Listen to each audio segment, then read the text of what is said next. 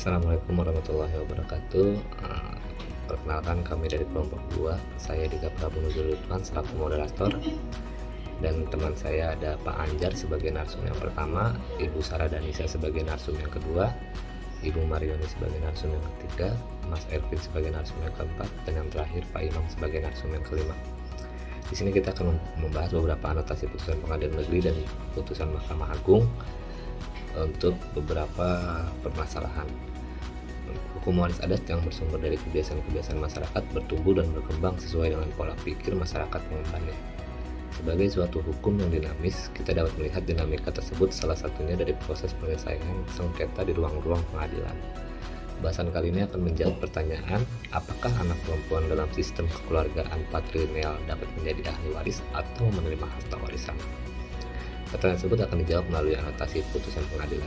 Kita berikan kesempatan kepada Pak Anjar yang pertama untuk menyampaikan. Silakan Pak Anjar. Terima kasih. Saya akan menyampaikan analisa terhadap anotasi putusan Pengadilan Negeri Bajawa, Kabupaten Ngada, nomor 15/PDT.G/2015 PN-BJW. Di sini terdapat dua orang penggugat, yaitu Laurentius Meo, selanjutnya disebut sebagai penggugat 1, Maximus Mango, selanjutnya disebut sebagai penggugat 2, dan 4 orang tergugat. Penggugat menuntut haknya sebagai ahli waris dari almarhum Meo Kelly sebagai kakeknya yang tidak memiliki anak laki-laki.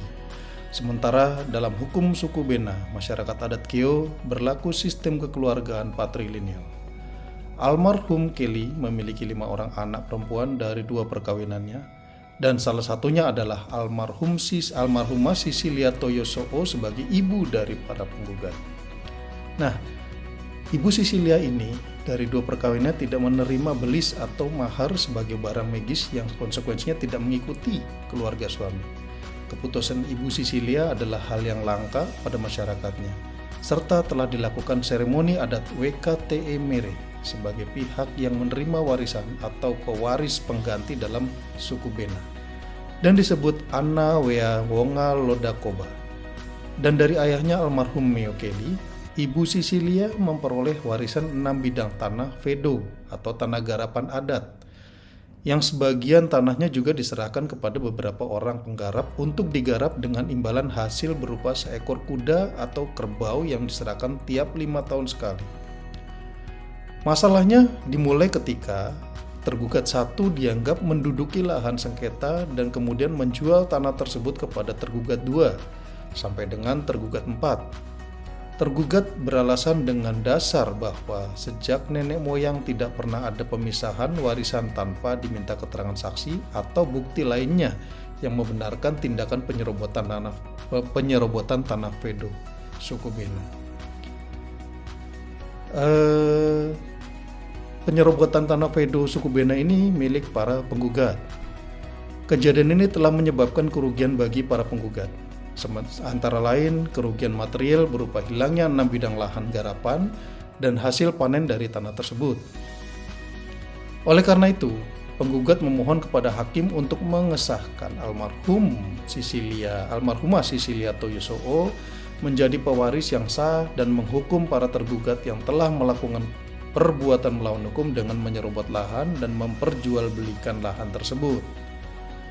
Yang menjadi putusan hakim adalah menyatakan gugatan para penggugat tidak dapat diterima dan menghukum para penggugat untuk membayar biaya perkara secara tanggung renteng, hingga putusan ini diucapkan ditaksir sejumlah Rp4.426.000.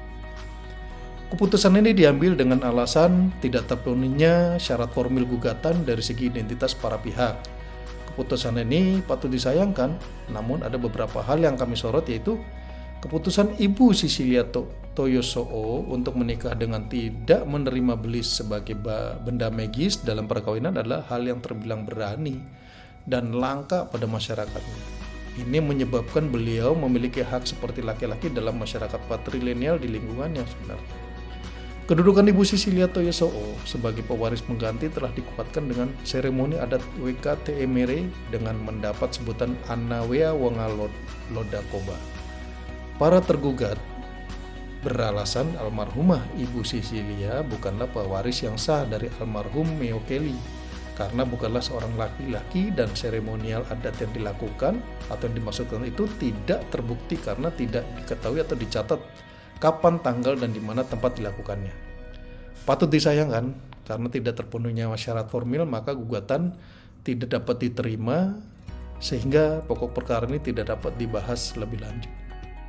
Baik, terima kasih Pak Anjar. Selanjutnya kita beralih pada anotasi Pengadilan Negeri Denpasar nomor 176 garis miring Perdata Gugat garis miring 2014 garis miring Pengadilan Negeri Denpasar oleh Danisa. Silakan kepada Bu Nadisa. Baik, terima kasih atas kesempatannya. Kali ini saya akan menyampaikan anotasi putusan Pengadilan Negeri Denpasar nomor 176 garis miring PDT G garis miring 2014 garis miring PN DPS. Pada tahun 1941, Nyoman Putra melangsungkan perkawinan dengan Nikma Dera Kakipek yang sah secara agama Hindu dan menurut hukum. Perkawinannya tercatat dalam surat keterangan perkawinan umat Hindu.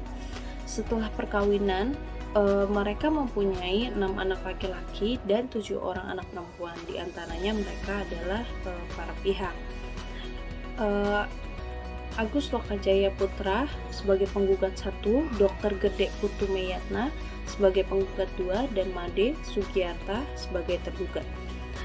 Penggugat ingin agar warisan orang tua berupa tanah seluas 900 meter persegi di Denpasar dibalik nama, kemudian dijual, lalu hasilnya dibagi pada ahli waris yang menurut adat Bali. Mereka berdasar pada sistem kekeluargaan kepurusan. Orang-orang yang dapat diperhitungkan sebagai ahli waris dalam garis pokok utama dan garis pokok pengganti adalah anak laki-laki. Yang termasuk dalam garis keutamaan pertama ahli waris adalah keturunan kancang bawah, yaitu ada anak kandung laki-laki dan perempuan yang ditingkatkan statusnya sebagai penerus keturunan atau bisa disebut sentana raja, dan anak angkat bisa disebut juga sentana peperasan. Sementara tergugat ingin agar tanah waris dipecah terlebih dahulu, lalu kemudian pura keluarga dipindah ke Kelungkung. Dalam kondisi ini juga terdapat seorang adik bungsu dari mereka yang belum menikah, yaitu Putu Ayu Aryaningsih. Sementara anak yang lain sisanya telah menikah dan semuanya mengikuti suaminya. Putusan pengadilan dalam kasus ini mengadili yang pertama dalam konvensi menerima eksepsi tergugat seluruhnya, menyatakan gugatan para penggugat tidak dapat diterima. Yang kedua dalam rekonvensi menyatakan gugatan penggugat rekonvensi dan tergugat konvensi tidak dapat diterima. Yang ketiga dalam rekonvensi dan konvensi menghukum para penggugat konvensi atau tergugat rekonvensi untuk membayar biaya perkara sebesar Rp791.000. Pembagian harta warisan yang diberikan pada ahli waris dalam prosesnya dapat berlangsung tanpa sengketa atau dengan sengketa. Apabila musyawarah tidak dapat menyelesaikan sengketa, maka persengketaan diselesaikan melalui pengadilan. Keputusan hakim menyatakan terdapat cacat formil dalam gugatan sehingga tidak dapat diterima dan tidak sampai kepada pemeriksaan pokok perkara. Patut disayangkan juga anak perempuan dalam keluarga ini, khususnya putri bungsu yang belum menikah, tidak dapat mengajukan gugatan meski dalam aturan adat terbaru berhak untuk menerima warisan. Setelah dua pemberatan di atas dianggap cacat formil, akankah anotasi berikutnya bisa didapatkan putusan yang menyentuh pokok perkara? Mari kita simak pemaparan dari Bu Marioni dan Pak Ervin. Kepada Bapak Ervin dan Bu Marioni dipersilakan.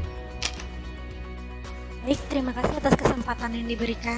Di sini kami akan membahas anotasi putusan MA, putusan nomor 1048/PDT/2012. Pemohon kasasi dahulu penggugat atau pembanding Nyonya Jense Faransina Moindun bertempat tinggal di RT 20 RW 10 Desa Usli, Kecamatan Rute Barataya, Kabupaten Rotendao. Sedangkan tergugat ada 11 orang. Bahwa penggugat adalah anak kandung sekaligus ahli waris yang sah dari ayahanda almarhum Jermias Dun yang memiliki 4 bidang lahan sengketa. Jermias Dun semasa hidupnya menguasai dan memiliki secara terus-menerus ke-4 bidang tanah sengketa dengan cara menanam kelapa di atasnya. Dan kelapa yang ditanam tersebut sampai sekarang masih dinikmati penggugat, serta memberikan kesempatan kepada orang lain untuk menggarap lahan tersebut. Bahwa pada tahun 1989, sepengetahuan dan seizin penggugat memberikan izin untuk membangun rumah dan menggarap lahan oleh tergugat 2 sampai dengan tergugat 11. Dalam hal ini, tergugat beralasan bahwa Janse Faransina Moindun bukanlah ahli waris karena perempuan dan masih memiliki satu saudara perempuan lagi, Rebecca Dun. Dalam adat Rote menganut sistem patrilineal, sehingga apabila pewaris tidak memiliki anak laki-laki, maka harus mengangkat anak laki-laki saudaranya yang dikenal dengan Dendi anak Lambi. Dan dalam perkara ini penggugat adalah seorang perempuan, maka berdasarkan hukum adat yang berlaku di wilayah hukum pengadilan negeri Rotendao, penggugat tidak mempunyai kapasitas mengajukan gugatan tanah warisan tersebut. Pemohon kasasi mengajukan permohonan untuk 1. Meminta pengadilan agar menetapkan penggugat sebagai ahli waris yang sah dari Jeremias Dun. Kedua, memohon penetapan atas 4 bidang lahan sengketa sebagai harta warisan dari Jeremias Dun.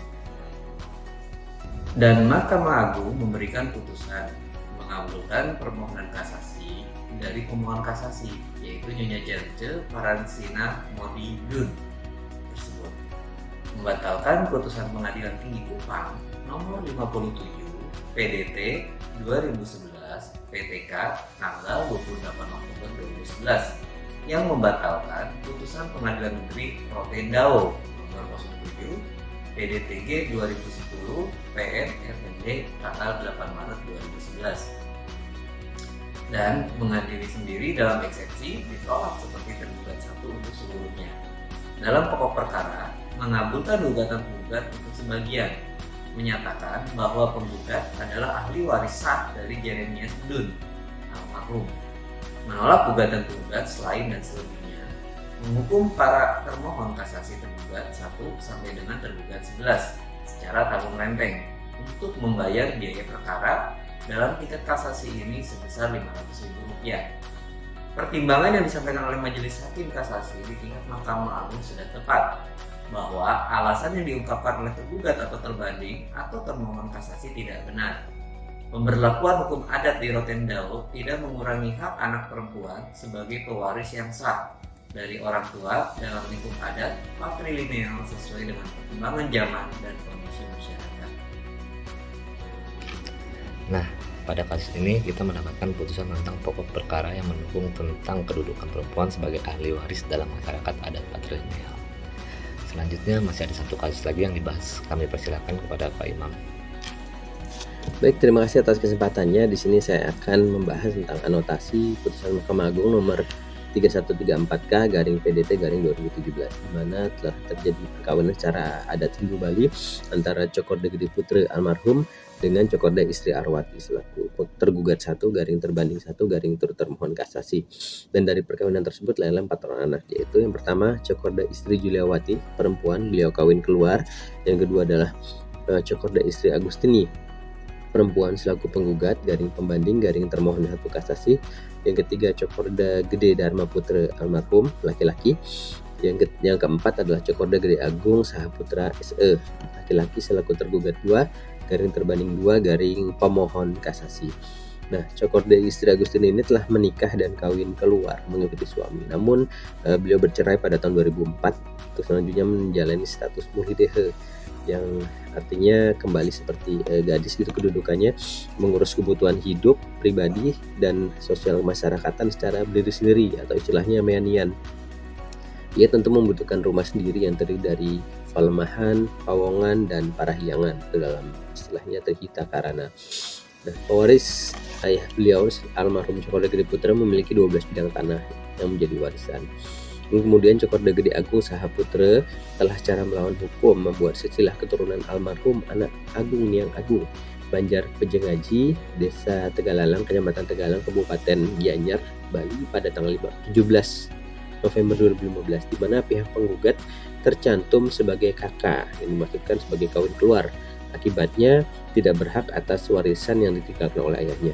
Oleh karena itu, Cok Istri Agustini meminta kepada pengadilan yang pertama, memohon kepada pengadilan yang pertama di PN Gianyar untuk dimasukkan dalam silsilah keturunan almarhum guna mendapatkan warisan dari ayahnya. Yang kedua, menyatakan bahwa sertifikasi tanah yang dilakukan oleh Cok Agung Sahaputra tidak sah dan melawan hukum. Putusan pengadilannya adalah sebagai berikut. Yang pertama, menolak permohonan kasasi dari pemohon kasasi Cok Gede Agung Sahaputra. Yang kedua, menghukum pemohon kasasi untuk membayar biaya perkara sebesar Rp500.000. Nah, masyarakat Hindu Bali menerapkan sistem kekerabatan patrilineal dalam kehidupannya. Oleh karena itu, status perempuan dalam masyarakat adat Bali cenderung lebih rendah atau subordinat, tidak sebanding dengan laki-laki yang lebih tinggi subordinat. Namun perkembangan hak mewaris bagi anak perempuan dalam adat suku adat Bali memberikan hasil menggembirakan. Yang pertama, dalam Paswara 1900 pasal 3 tertulis bahwa janda, anak laki-laki dan anak perempuan berhak atas bagian harta warisan. Meski untuk janda dan anak perempuan hanya diizinkan untuk menikmati harta warisan tapi tidak untuk meneruskan atau memiliki. Yang kedua, sejak tanggal 15 Oktober 2010 setelah didirikannya Pesamuhan Seminar Majelis Utama Desa Pakraman atau MUDPS Bali yang kesimpulannya memberikan kedudukan kepada anak perempuan sebagai ahli waris yang terbatas. Terbatas di sini karena hanya berhak atas harta warisan guna kaya dari orang tuanya atau harta yang diperoleh selama pernikahan, disebut juga harta godogini. Nah, peraturan adat ini tentunya perlu ditindaklanjuti dalam bentuk awik-awik yang statusnya lebih kuat. Baik, terima kasih Pak Imam. Kita sampai pada kesimpulan bahwa berdasarkan 4 kasus yang telah dibahas, anotasinya terhadap pertanyaan awal, apakah anak perempuan dalam sistem kekeluargaan patrilineal dapat menjadi ahli waris atau menerima harta warisan? Terdapat perkembangan yang menggembirakan khususnya dari 2 putusan terakhir yang memberikan gambaran kesetaraan gender dalam masyarakat. Tentunya hal ini sesuai dengan perkembangan zaman yang mengusung spirit kesetaraan antara pria dan wanita. Namun di sisi lain, terdapat juga tendensi pemberlakuan teori Anne Griffith tentang legal pluralisme, di mana pada saat ini ketika permasalahan keluarga seperti perkara warisan tidak dapat diselesaikan secara musyawarah kekeluargaan, maka sengketa tersebut dibawa ke ranah pengadilan yang sifatnya lebih condong kepada pemberlakuan peraturan tertulis atau strong legal pluralism dibanding memberlakukan hukum adat. Semoga kita menjadi lebih bijak dalam menyikapi semua permasalahan dan dapat mengembalikannya kepada nilai-nilai luhur Pancasila. Terima kasih, kami dari kelompok 2 undur diri. Assalamualaikum warahmatullahi wabarakatuh.